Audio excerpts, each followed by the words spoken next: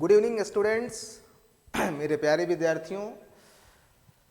आज जो है गणतंत्र दिवस है और मैं आशा करता हूं कि आप सभी लोग जो है बिल्कुल ही हर्षोल्लास के साथ आज गणतंत्र दिवस आप लोगों ने मनाया होगा। और मेरा ये वीडियो जो है, आज का जो मेरा वीडियो है जो मेरे चैनल पे जा रहा है, जो कॉमर्स कैंडल पे जा रहा है, ये स्पेशल उन बच्चों के लिए है, उन विद्यार्थियों के लिए है जो इस बार बिहार बोर्ड से कॉमर्स स्ट्रीम से 12वीं की परीक्षा देने जा रहे हैं। हालांकि आप लोगों ने पूरे ही वर्ष बहुत ही मेहनत करके आप लोगों ने पढ़ाई करी है, सारी तैयारियां आपने की है, लेकिन मेरा ये चैनल आप लोगों को आपके विषयों के कुछ ऐसे सेलेक्टिव्स ऑब्जेक्टिव्स प्रोवाइड करेगा जो आपके एग्जामिनेशन में आने के उनके चांसेस बहुत अधिक हैं। तो माय लवली स्टूडेंट्स, मैं जो अभी पहला सीरीज शुरू कर रहा हूं, इसमें मैंने सबसे पहले इकोनॉमिक्स का सीरीज शुरू किया है, क्योंकि सबसे पहले पेपर इकोनॉमिक्स का ही है। तो मैंने इकोनॉमिक्स से ही शुरुआत की है और इसमें जो है पहला ये जो मेरा वीडियो है, इसमें आपके माइक्रो इकोनॉमिक्स से रिलेटेड कुल 34 ऑब्जेक्टिव्स हैं जो पहले वीडियो में। इसको आप लोग जो है अगर तैयार कर लेते हैं तो मुझे आशा है कि आप बिल्कुल ही आसानी से अपने एग्जाम को क्लियर करेंगे और आपको अपने ऑब्जेक्टिव सेक्शन में प्रॉब्लम बिल्कुल नहीं होने वाली है। अगर आप चाहते हैं कि आपको आपके एग्जाम सेक्शन में कोई भी प्रॉब्लम ना हो, सभी ऑब्जेक्टिव आप स्मूथली सॉल्व कर पाएं, तो जुड़े रहिए मेरे चैनल के साथ। मेरा चैनल आपको बिल्कुल वह संभावित ऑब्जेक्टिव्स प्रोवाइड कराएगा जिसको कि पढ़ के, जिसको तैयार करके आप बिल्कुल एग्जामिनेशन में एक भी ऑब्जेक्टिव मिस नहीं करेंगे। क्योंकि बोर्ड आपको 100 ऑब्जेक्टिव्स देता है और उसमें से सिर्फ 50 ऑब्जेक्टिव्स आपको करने होते हैं। तो मेरा दावा है कि अगर आप मेरे प्लेलिस्ट को, मेरे वीडियोस को, सभी वीडियोस को क्रमबद्ध तरीके से और अच्छे तरीके से अगर देख लेते हैं, उस पर अपना पकड़ मजबूत कर लेते हैं, तो मेरा दावा है कि आपका ऑब्जेक्टिव्स का पेपर बिल्कुल ही अच्छा जाने वाला है और आप बहुत ही अच्छे नंबर को प्राप्त करने वाले हैं। आइए तो हम देखते हैं कि आज के इस वीडियो में कौन कौन से ऑब्जेक्टिव्स ऐसे सेलेक्टिव ऑब्जेक्टिव्स हैं जो हमारे एग्जामिनेशन में जिनके आने की संभावना बहुत अधिक है। ये आइए हम लोग देखते हैं। यहां से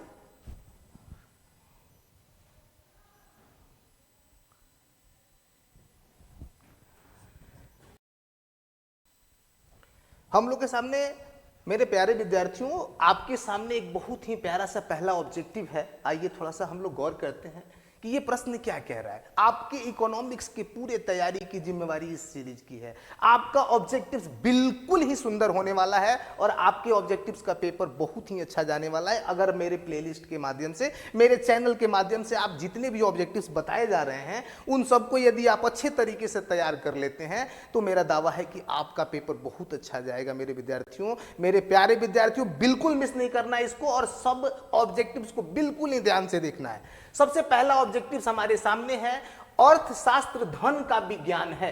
किसने कहा? Who said it economics is a science of wealth. ये कथन जो है वो किसका है, ये हम लोगों को डिसाइड करना है, ये हमें बताना है। तो विद्यार्थियों, इस कथन को कहने वाले हैं जो कि अर्थशास्त्र के जनक भी थे, और आप लोगों को हिंट में मैं दे रहा हूं कि ये अर्थशास्त्र के जनक के रूप में, व्यवसायिक अर्थशास्त्र के जनक के रूप में भी जाने जाते हैं, और इनका नाम है एडम स्मिथ। क्या नाम है?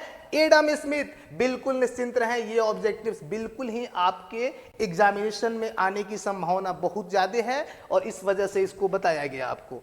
अगर अब हम बात करते हैं दूसरे ऑब्जेक्टिव्स की, दूसरा ऑब्जेक्टिव्स हमारे सामने है और इस ऑब्जेक्टिव्स को जो है हम लोग देखेंगे। ये ऑब्जेक्टिव है, सीमित साधन एवं असीमित आवश्यकता का विचार किसने दिया। यानी कि who gave the concept of limited resources and unlimited wants. अब हमारे सामने इसके 4 विकल्प मौजूद हैं, जिसमें पहला ऑप्शन है रॉबिन्स, दूसरा है एडम स्मिथ, तीसरा है मार्शल और चौथा है सैमुएल्सन। तो हम लोगों को इसमें से देखना है कि कौन सा आंसर सही है। तो मैं आप लोगों को बता दूं कि ये जो विचार है इसको देने वाले हैं रॉबिन्स। रॉबिन्स, ये ऑप्शन बिल्कुल सही। चलिए देखते हैं हम लोग अगला ऑब्जेक्टिव।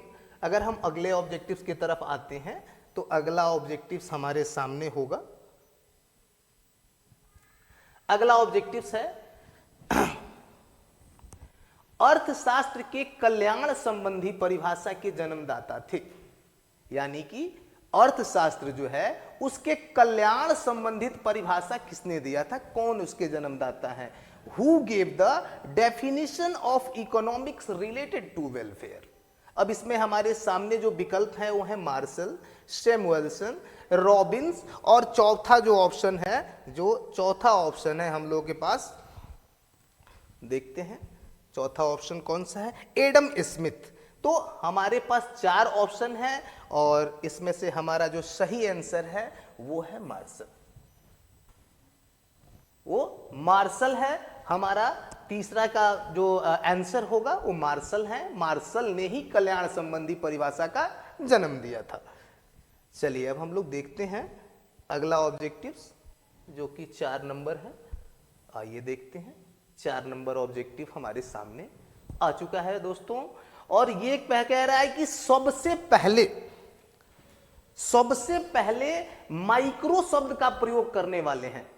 यानी कि वह कौन से व्यक्ति हैं जिन्होंने सबसे पहले माइक्रो शब्द का यूज किया। यानी माइक्रो शब्द का प्रयोग सबसे पहले, the word micro was firstly used by, यानी कि सबसे पहले इसको यूज किसने किया था? तो इसका जो है आंसर होगा रैगनर फ्रिस, ऑप्शन डी। यानी चौथे का जो ऑप्शन है वो ऑप्शन डी सही है। रैगनर फ्रिस ही वो व्यक्ति थे जिन्होंने सबसे पहले माइक्रो शब्द का प्रयोग किया था। चलिए अगला देखते हैं हम लोग। 5वां जो है ऑब्जेक्टिव हमारे सामने आ चुका है और इस ऑब्जेक्टिव्स में आप लोग देख पा रहे हैं कि अर्थशास्त्र को 2 शाखाओं व्यष्टि और समष्टि में किसने विभाजित किया। यानी कि who divided economics in 2 branches of micro and macro. तो यहां हमारे सामने ये प्रश्न है कि ये जो अर्थशास्त्र है इसकी जो 2 शाखाएं बटी हुई हैं, जो 2 विभाग बटे हुए हैं, जो 2 ब्रांचेस बटे हुए हैं, पहला ब्रांच व्यष्टि और दूसरा समष्टि है, इसको बांटने का काम, इसको विभाजित करने का काम किसने किया? तो मेरे प्यारे विद्यार्थियों इसका ऑप्शन आपके सामने 4 ऑप्शन है, Marshall, Adam Smith, Ragnar Frisch और रिकॉर्डो। तो इसमें से आपका जो सही आंसर है वो है रैगनर फ्रिस। ये है रैगनर फ्रिस। इन्होंने ही अर्थशास्त्र को 2 शाखाओं में व्यष्टि और समष्टि में विभाजित किया था। चलिए अब इसके बाद हम लोग जो है अगला ऑब्जेक्टिव देखते हैं। अगला ऑब्जेक्टिव हमारे सामने है 6 नंबर। ये आपके सामने प्रश्न है कि उपभोक्ता व्यवहार का अध्ययन किया जाता है। Consumer behaviour is studied in, यानी कि उपभोक्ता से रिलेटेड जो हमारे कंज्यूमर हैं उनसे रिलेटेड व्यवहारों को, यानी उनसे रिलेटेड जो बिहेवियर्स हैं उसको हम लोग कहां अध्ययन करते हैं, किस में अध्ययन करते हैं? हमारे ऑप्शंस हैं माइक्रो, इनकम थ्योरी, मैक्रो और नॉन ऑफ द एबव। तो जैसा कि हम लोग जानते हैं कि उपभोक्ता एक व्यक्ति होता है और इसका सही जो आंसर है वह है ए नंबर, यानी कि माइक्रो इकोनॉमिक्स में हम उपभोक्ता के व्यवहार का अध्ययन करते हैं। चलिए बिल्कुल सही। यहां से हम लोगों ने 6 ऑब्जेक्टिव्स क्लियर कर लिया है और अब हमारे सामने ये 7वां ऑब्जेक्टिव आ रहा है। 7वां ऑब्जेक्टिव आ चुका है हमारे सामने और 7वां ऑब्जेक्टिव हम लोग देखेंगे कि माइक्रोज, जिसका अर्थ होता है छोटा, निम्न में से कौन सा शब्द है? मतलब micros which means small belongs to, यानी ये माइक्रोज जो शब्द है वो कौन सी भाषा का है भाई, कहां का है, कौन सा शब्द है ये? तो अगर आपसे ये पूछा जाता है प्रश्न तो आपका जो आंसर होगा, ये आपके 4 विकल्प हैं उसमें से आपको देखना है। अरबी है, जर्मन है, ग्रीक है और अंग्रेजी है। तो मैं बताता चलूं आप लोगों को कि इसका जो सही आंसर है वो होगा ग्रीक। वो आपका सही आंसर होने वाला है ग्रीक। यानी कि जो माइक्रो है जिसका अर्थ छोटा होता है, स्मॉल होता है, उसका सही आंसर है ग्रीक। चलिए अगला देखते हैं हम लोग। 7वें के बाद 8वां ऑब्जेक्टिव्स देखते हैं। चलिए, आठवां ऑब्जेक्टिव हमारे सामने आ चुका है। आठवां ऑब्जेक्टिव कह रहा है कि अर्थशास्त्र की विषय वस्तु का अध्ययन किन शाखाओं के अंतर्गत किया जाता रहा है। भाई जो अर्थशास्त्र है यानी कि the subject matter of economics is being studied under which branch. ये अर्थशास्त्र की जो शाखाएं हैं, आप अपने किताब में भी बाबू जब पढ़े होंगे तो बड़ा बढ़िया से पढ़े होंगे, क्योंकि पूरा किताबों में दो पार्ट में बटा हुआ है। पहला जो है माइक्रो है, दूसरा मैक्रो है। अब यहां ऑप्शन में दे रहा है कि माइक्रो है, मैक्रो है कि दोनों है। तो भाई हम लोगों ने जब पढ़ा था तो हम लोगों ने पढ़ा था कि माइक्रो भी था और मैक्रो भी था, यानी कि उस किताब में जो स्टडीड हमने किया उसमें हमने पाया कि वह माइक्रो भी था और मैक्रो भी था। तो इसका आंसर जो है क्या होगा, इसका आंसर जाने वाला है आप लोगों का सी नंबर, उपरोक्त दोनों, यानी व्यष्टि भी और समष्टि भी। चलिए देखते हैं, अगला देखते हैं। अगला देखते हैं हम लोगों ने कि किसने कहा अर्थशास्त्र कभी वास्तविक विज्ञान होता है और कभी आदर्श विज्ञान होता है। Who said economics is sometimes positive science and sometimes normative science? ये प्रश्न हमारे सामने है और ये बहुत ही प्यारा सा प्रश्न है और बहुत ही इंपॉर्टेंट प्रश्न भी है। और इसमें हम लोगों के पास जो विकल्प हैं हमारे सामने, वो हमारे पास चार विकल्प हैं बाबू। पहला है मार्शल, दूसरा है फ्रेडमैन, तीसरा है कीन्स और चौथा है इनमें से कोई नहीं। तो अब हम लोगों को इसमें से देखना है कि सही आंसर क्या है। तो बाबू इसमें से सही आंसर आप लोगों का है फ्रेडमैन। आपका सही आंसर है फ्रेडमैन। बिल्कुल निश्चिंत होकर आप टिक लगाइए और हमसे जुड़े रहिए ताकि आपके ऑब्जेक्टिव्स की समस्या को हम समाप्त कर सकें पूरी ही तरीके से। पूरी ही तरीके से हम चाहते हैं कि आपकी जो समस्या है उसको हम समाप्त कर दें। 10 नंबर जो ऑब्जेक्टिव बाबू आपके सामने है, बिल्कुल आप कुछ नहीं पढ़े हैं, परेशान मत होइएगा। अगर आप इकोनॉमिक्स में कुछ नहीं पढ़े हैं तो ये ऑब्जेक्टिव का सेट जो है आपको पास कराने में, आपको सफल कराने में बहुत उपयोगी है, बिल्कुल ही उपयोगी है। और बिल्कुल ही निश्चिंत होके आप जो है इसको पढ़िए और सभी सीरीज को, इस पर जितने भी सीरीज आपको मिलेंगे उन सभी सीरीज को आप 1 बाय 1 जो है स्टडी करिए। हमारे चैनल से जुड़े रहिए, चैनल पे वीडियोस को देखते रहिए। आपको सभी विषयों का इस तरह का मैं सिलेक्टिव ऑब्जेक्टिव्स दूंगा जो कि आपके एग्जामिनेशन में बहुत उपयोगी होने वाला है। चलिए देखते हैं, 10 नंबर ऑब्जेक्टिव्स हमारे सामने है और ये ऑब्जेक्टिव्स कह रहा है कि आर्थिक समस्या मूलतः किस तथ्य की समस्या है, यानी कि to which factor economic problem is basically related to, यानी कि आर्थिक समस्या उत्पन्न होने का मूल कारण क्या है भाई, क्यों उत्पन्न होती है ये समस्या। हमारे सामने विकल्प है choice, consumer selection, firm selection, none of this. तो मैं आपको बता दूं कि यहां हमारा आंसर जो होगा बाबू, ये देखिए आर्थिक समस्या की बात जब आ रही है तो आर्थिक समस्या मूल रूप से है चुनाव की समस्या, सिलेक्शन की समस्या को ही मेनली हम लोग इकोनॉमिक प्रॉब्लम के तौर पे जानते हैं। तो बिना किसी हिचकिचाहट के आपका ऑप्शन फर्स्ट जो है वो सही है। चलिए अगला देखते हैं। अगला हमारा ऑब्जेक्टिव है अर्थव्यवस्था की केंद्रीय समस्याएं।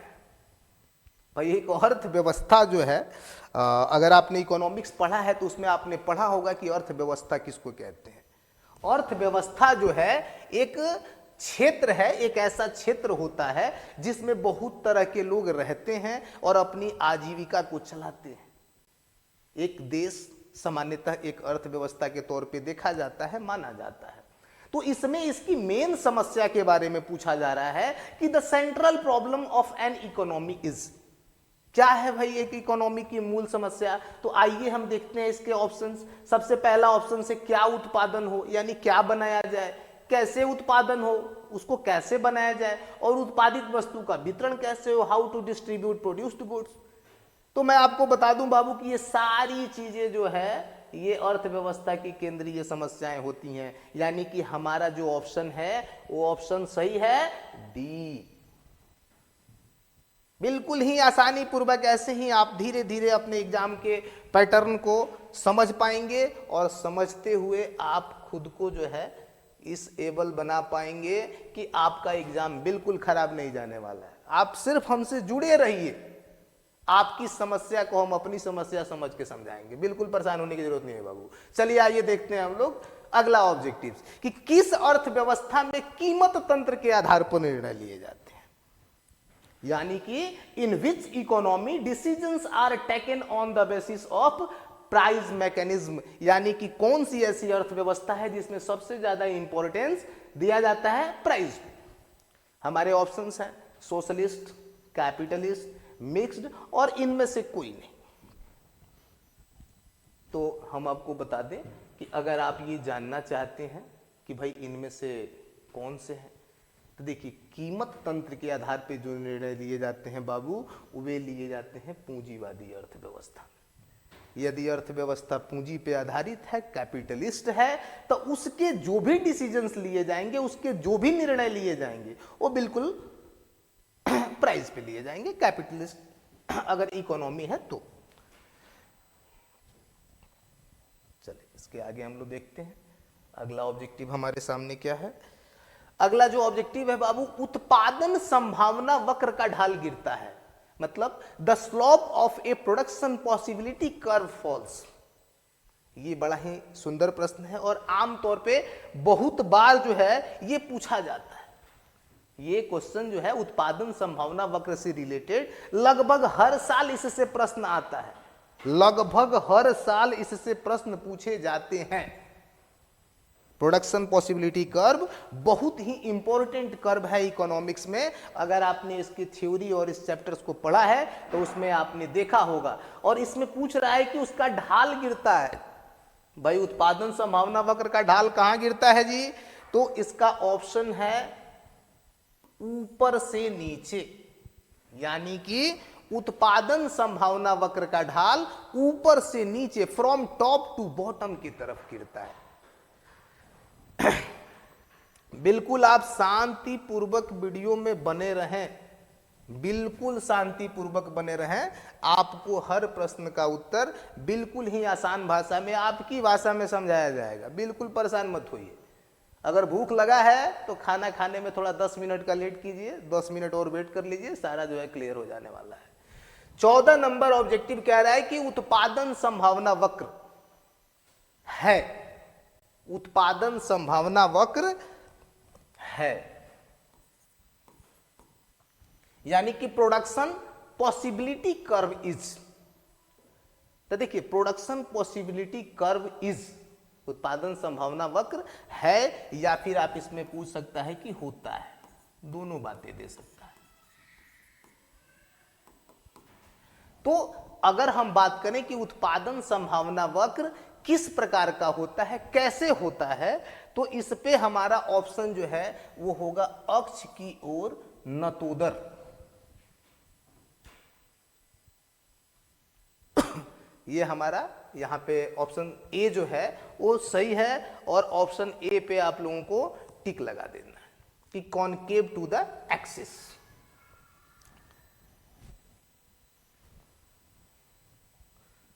अब इसके बाद जो है हमारा ऑब्जेक्टिव 15 नंबर हमारे सामने आ गया। भाई उस वक्र का नाम बताएं जो आर्थिक समस्या को दर्शाता है, यानी कि mention the name of the curve which shows economic problem.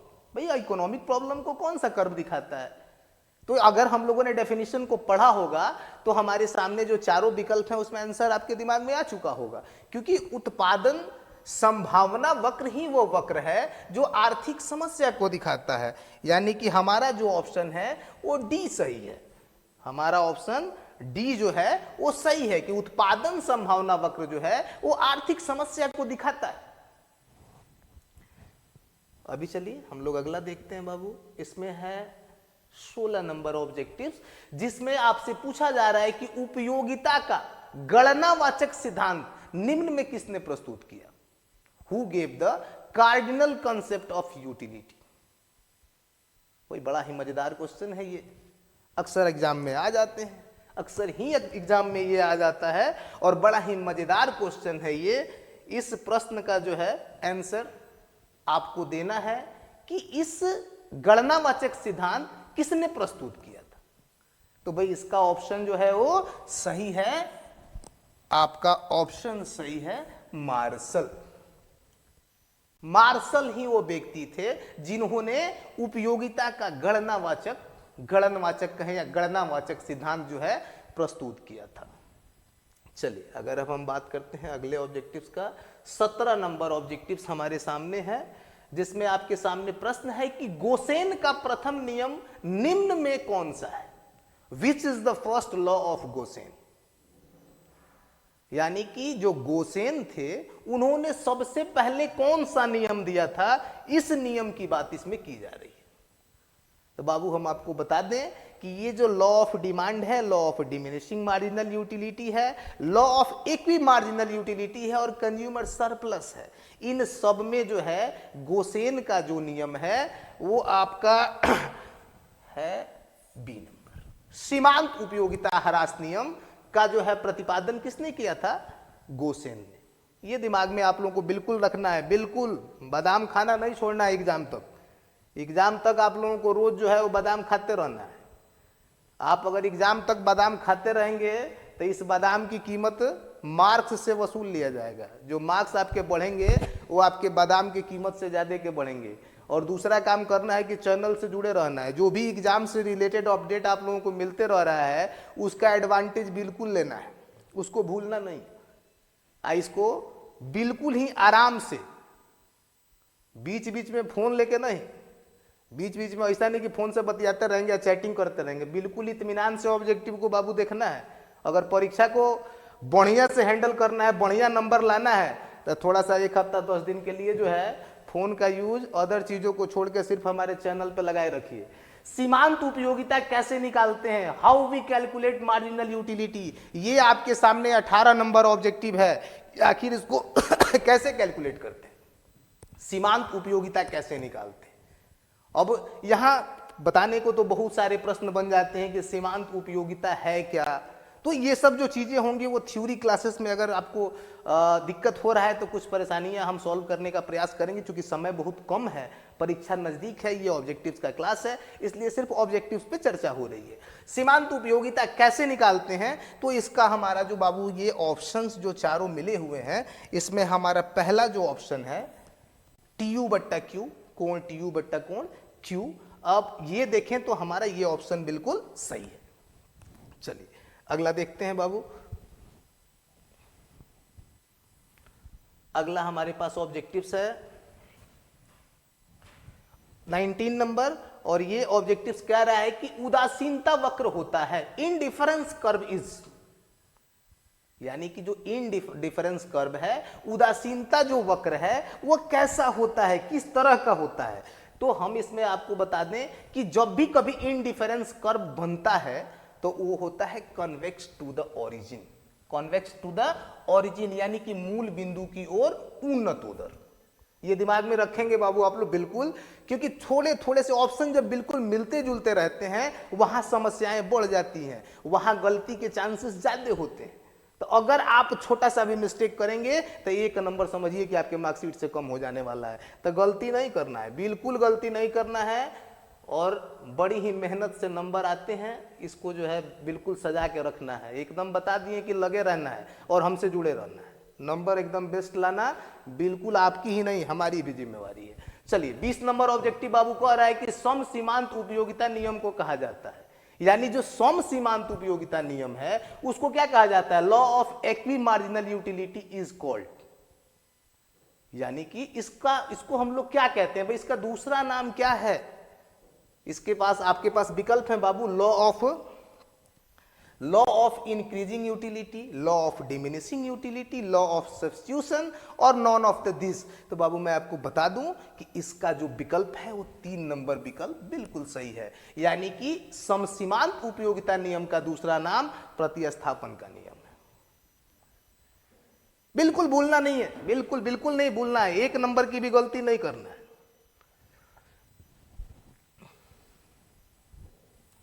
अब हमारे सामने जो है वो प्रश्न संख्या 21 ऑब्जेक्टिव्स 21 नंबर का आ चुका है और यहां आपसे पूछा जा रहा है कि तटस्थता वक्र का झुकाव होता है, तटस्थता वक्र का झुकाव होता है इंडिफरेंस कर्व स्लोप्स, यानी कि आपसे पूछा जा रहा है कि जो इनडिफरेंस कर्व होता है उसका स्लोप किस तरफ होता है। तो from right to left, left to right, both, none of this. तो भाई हम आपको बता दें, बिल्कुल दिमाग में लगा लीजिए कि तटस्थता वक्र यानी इनडिफरेंस कर्व का जो स्लोप होता है वो आपका होता है बाबू बाएं से दाएं, from left to right, from left to right. चलिए अगला देखते हैं हम लोग। अगला हमारे पास ऑब्जेक्टिव्स है 22 नंबर का और इसमें जो है पूछा गया है कि सीमांत उपयोगिता ह्रास नियम के प्रतिपादक हैं कि the propounder of law of diminishing marginal utility is, यानी कि ये जो नियम है, जो सीमांत उपयोगिता ह्रास का नियम है, आखिर इसके इसको प्रोपाउंड किसने किया, इसको किसने बनाया। तो यहाँ जो है हमारे सामने विकल्प बहुत सारे हैं और हम आपको बता दें कि डिमिनिशिंग मार्जिनल यूटिलिटी इसके पहले भी आया था, लेकिन उसमें यह पूछा गया था कि गोसेन का प्रथम नियम कौन सा था, तो उसमें भी हम लोगों ने देखा था और इसमें भी हम आपको बता दें कि ये जो है गोसेन जी जो हैं ये इन्होंने ही इसको उपयोगिता ह्रास नियम सीमांत उपयोगिता ह्रास नियम के प्रतिपादक थे, यानी कि लॉ ऑफ यूटिलिटी नियम के अगर कोई प्रतिपादक हैं तो उनका नाम है गोसेन।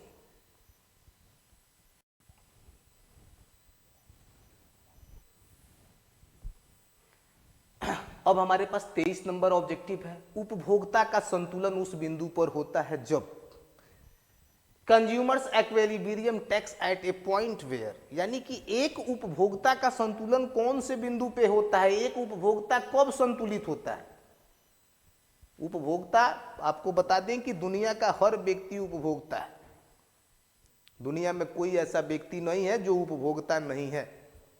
दुनिया में अगर हम लोग हैं तो किसी न किसी रूप में वस्तु अथवा सेवा का उपभोग करते रहे हैं, जैसा कि आप लोग पहले से भी जानते हैं कि उपभोक्ता जो है वो दो तरह के होते हैं, एक वस्तु के उपभोक्ता होते हैं और दूसरे सेवा के उपभोक्ता होते हैं। लेकिन ये उपभोक्ता का संतुलन किस बिंदु पे होता है, यानी कि एक उपभोक्ता की संतुलन बिंदु है सीमांत उपयोगिता बराबर मूल्य, marginal utility equal to price, यानी कि जब एक उपभोक्ता को मार्जिनल यूटिलिटी अगर और उसका प्राइस जो है, जो उसने पैसे दिए हुए हैं और उससे जो उसको मार्जिनल यूटिलिटी प्राप्त हो रही है, जिस बिंदु पर वो आपस में बराबर होंगे एक उपभोक्ता उसी पर संतुलन बिंदु में होता है।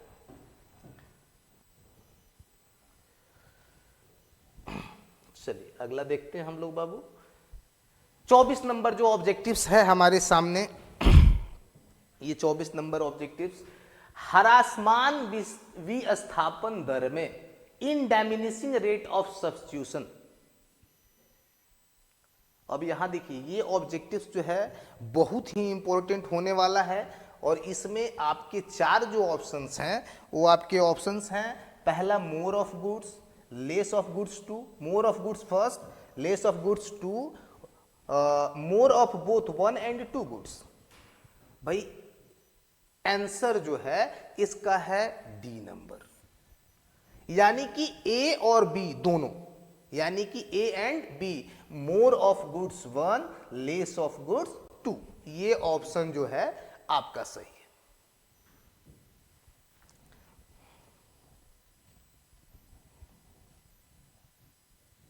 चलिए अब हमारे सामने ऑब्जेक्टिव्स नंबर 25 आ चुका है और इसमें पूछ रहा है कि मांग वक्र का सामान्यतः ढाल होता है। एक मांग वक्र होता है जो डिमांड कर्व है, डिमांड कर्व जनरली स्लोप्स, यानी कि डिमांड कर्व कैसे सामान्य तौर पे स्लोप करता है।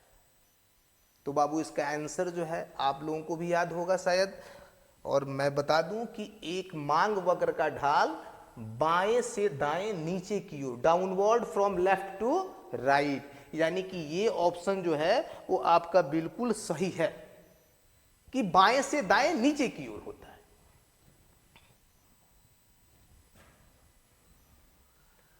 चलिए 26 नंबर ऑब्जेक्टिव जो है आप लोग थोड़ा सा यहां देख लें। 26 नंबर ऑब्जेक्टिव कह रहा है कि किस प्रकार की वस्तुओं के मूल्य में कमी होने से मांग में वृद्धि नहीं होती है। यानी कि मांग का नियम तो सामान्य तौर पे हमको बताता है कि भाई जब किसी वस्तु का मूल्य घटता है तो उसकी मांग बढ़ जाती है, और जब किसी वस्तु का मूल्य बढ़ता है तो उसकी मांग घट जाती है। लेकिन ये पूछ रहा है कि किस प्रकार की वस्तुओं के मूल्य में कमी होने के बाद भी उसके मांग में वृद्धि नहीं होती है। यानी कि in which goods price fall does not make any increase in demand. किस तरह की वस्तुएं भाई? तो इसका ऑप्शन आपका सही है बाबू, बिल्कुल अनिवार्य वस्तुएं। यानी जो अनिवार्य वस्तुएं हैं उस पे जो है मांग का नियम बहुत कम प्रभाव छोड़ के जाता है और इसमें ये चीज पाई जाती है। चलिए देखते हैं हम लोग अगला 27 नंबर, कि ऐसी वस्तुएं जिनका एक दूसरे के बदले प्रयोग किया जाता है कहलाती हैं। बाबू आज ये प्रश्न जो है बड़ा ही इंपॉर्टेंट है और कई बार जो है इसमें मिस्टेक हो जाता है। छोटा सा मिस्टेक का कारण है इसमें कि आप लोग मिस्टेक कर जाते हैं कि ऐसी वस्तु जिनका एक दूसरे के बदले में प्रयोग किया जाता है कहलाती हैं। तो इसमें दो तरह की वस्तुएं हमारे सामने आती हैं बाबू। एक तो आती है सब्स्टिट्यूट गुड्स और दूसरा कॉम्प्लीमेंट्री गुड्स। थोड़ा सा ध्यान दीजिएगा कि ऐसी वस्तु जिनका एक दूसरे के बदले में प्रयोग किया जाता है, यानी goods which can alternatively be used are called. तो अगर आप एक दूसरे के बदले में वस्तु प्रयोग करने की बात करें तो ऐसी वस्तुओं को बाबू हम लोग कहते हैं स्थानापन्न वस्तुएं, यानी एक के स्थान पे दूसरी का आना। लेकिन इसके क्षेत्र में अगर एक ऐसा प्रश्न उठ के आए कि ऐसी वस्तुएं जिनका एक दूसरे के साथ प्रयोग होता है, यानी एक वस्तु को अगर आपको यूज करना है तो दूसरी वस्तु का यूज करना ही पड़ेगा। अगर आपको गाड़ी चलाना है तो भाई पेट्रोल चाहिए। तो इस कंडीशन में हम लोग जो है अगर एक दूसरे के साथ प्रयोग की बात आती तो उसके लिए कॉम्प्लीमेंट्री गुड्स होता। लेकिन यहां पूछ रहा है कि ऐसी वस्तुएं जिनका एक दूसरे के बदले में प्रयोग किया जाता है। तो मान लीजिए कि अगर चीनी नहीं है तो भाई थोड़ा सा गुड़ से भी काम चला लिया जाएगा। तो ऐसी वस्तुओं को हम स्थानापन्न वस्तुएं कहते हैं। चलिए अगला जो प्रश्न है हमारे समक्ष वो है 28 नंबर, मांग का नियम है। Law of demand is a. भाई क्या है लॉ ऑफ डिमांड? इसमें आपके ऑप्शंस हैं qualitative, quantitative, A and B and none of this. तो ये सभी ऑप्शंस आपके पास विद्यमान हैं और हम आपको बताते चलें कि मांग का नियम जो है, अभी हमने डिस्कस करा मांग के नियम पे कि मांग का नियम जो है वो किस प्रकार का कथन है। अगर ये आपके एग्जामिनेशन में पूछता है तो यहाँ पे आपको बिल्कुल ध्यान रखना होगा बाबू कि मांग का नियम लॉ ऑफ डिमांड जो है वो गुणात्मक कथन है, यानी क्वालिटेटिव स्टेटमेंट है। और वहीं यदि मांग की लोच के बारे में अगर आपसे पूछता है तो बाबू बिल्कुल अपोजिट उसके, क्वालिटेटिव नहीं वो क्वांटिटेटिव स्टेटमेंट होता है। वो जो है आप law of elasticity of demand में आएगा। लेकिन यहां पूछा गया है लॉ ऑफ डिमांड, तो law of demand qualitative statement होता है बिल्कुल। चलिए अब हम लोग आ गए हैं 29 नंबर, किसी सामान्य वस्तु के मांग वक्र की ढाल होती है। The slope of the demand curve of a normal goods is. भाई एक सामान्य वस्तु, तो एक सामान्य वस्तु जो होती है आमतौर पे उसकी जो ढाल होती है बाबू, हम आपको बता दें कि वो ढाल निगेटिव होती है, ऋणात्मक होती है। ये बिल्कुल आप लोगों को याद रखना होगा।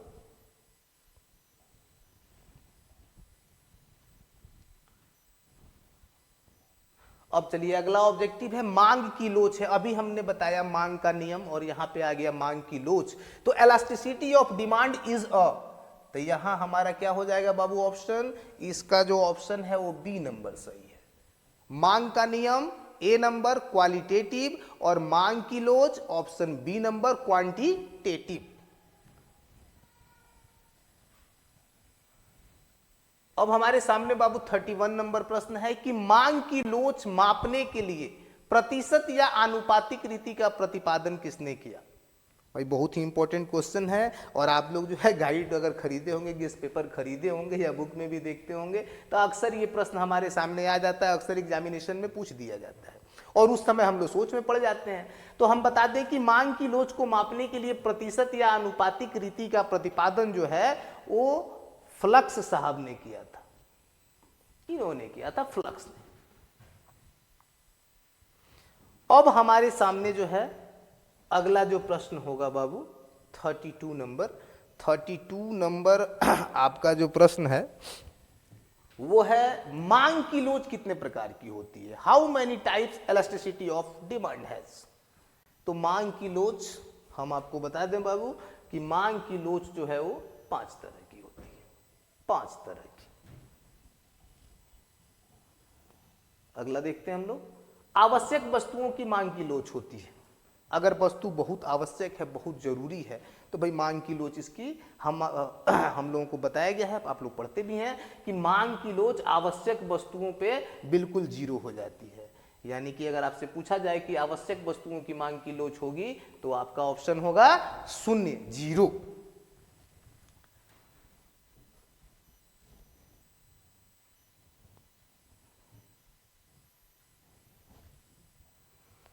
अब आपके पास ये लास्ट प्रश्न है इस सेट का, इस सीरीज का, आज की वीडियो का लास्ट क्वेश्चन है कि विलासिता वस्तुओं की मांग for luxury goods the demand is.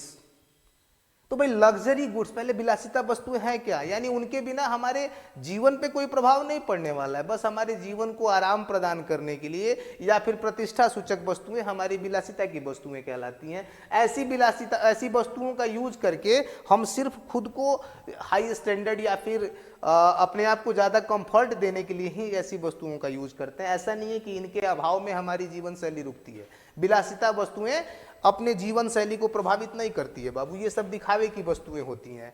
और इन लग्जरी गुड्स का जो डिमांड होता है वो हाईली इलास्टिक होता है बाबू। आपको बता दें कि ये अत्यधिक लोचदार होता है, बहुत अधिक लोचदार होता है, थोड़े से परिवर्तन में बहुत सारा अंतर डाल देता है। तो ये था आज का हमारा इकोनॉमिक्स। जो 12th के विद्यार्थी हैं आप लोग, तो आप लोग जो पेपर देने जा रहे हैं बाबू, ये आज का पहला सेट था इकोनॉमिक्स का।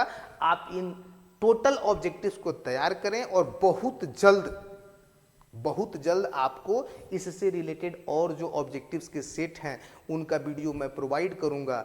मोस्टली 150 के आसपास मैं ऑब्जेक्टिव्स आप लोगों को देने वाला हूं, जिसमें से आपके एग्जामिनेशन के सभी प्रश्न बिल्कुल ही आने वाले हैं। बिल्कुल ही निश्चिंत होकर आप पढ़ें और अपने जो है एग्ज़ाम की तैयारी करें।